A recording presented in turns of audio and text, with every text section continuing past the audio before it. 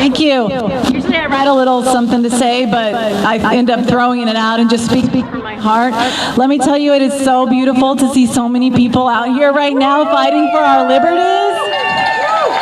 Yesterday was F.A. Hayek's birthday, and let me tell you a quote that he said that it's very important to remember. Emergencies have always been the pretext to which the safeguards of our individual liberty is eroded. So right now, the government says there's an emergency, a virus that is 99% survivable, but they've shut us down over this, and that's not okay.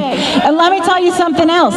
Your property tax bill is about to be due, right? You don't ever truly own your home when you have to pay property tax, and it's sickening to know that if you are in Dallas, that property tax is going to go to pay for a dictator, authoritarian Judge Moy, who has to go. And by the way, Judge Moy has an opponent. You need to look her up. Lewis for Dallas, I believe. Jessica Lewis. We need to make sure that that judge is without a job in November, right? That's right. And then also, I don't know if I'm more disturbed by the fact that our government can shut us down over something like this, or the fact that there aren't more people here ready to fight back. Right? In 1969, there was a virus worse than this, but they still held Woodstock. They still had 100,000 people there. They didn't shut down the government because life is inherently dangerous. We put ourselves at risk every day, but that is not a reason to give up our rights and our liberties. And we need to take a hard look at why this is happening. Why? And I'll tell you, I've been in the education field for 25 years, and I run a school and I was a teacher. We need to look at the Prussian model of education that is in America right now that we follow, that teaches kids to submit, that teaches kids to obey the government, that takes rights away from parents and gives them to the government. That is why there's not more people here. We need to make sure we have more education choices. We need to support homeschooling. We need to give tax dollars that are meant for education back to in the pockets of parents to choose how they want to teach their kids.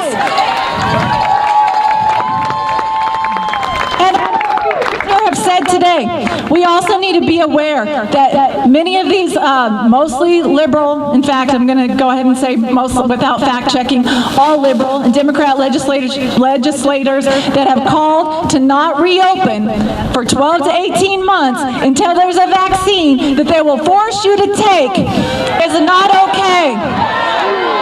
We have sovereignty over our own bodies.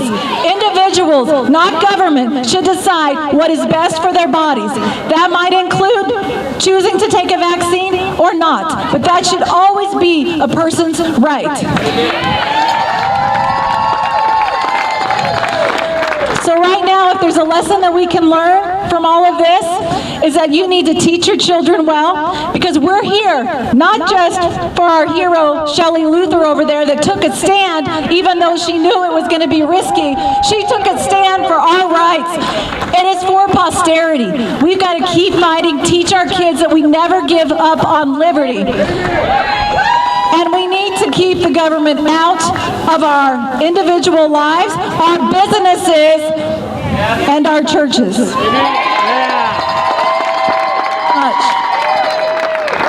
Hi, again.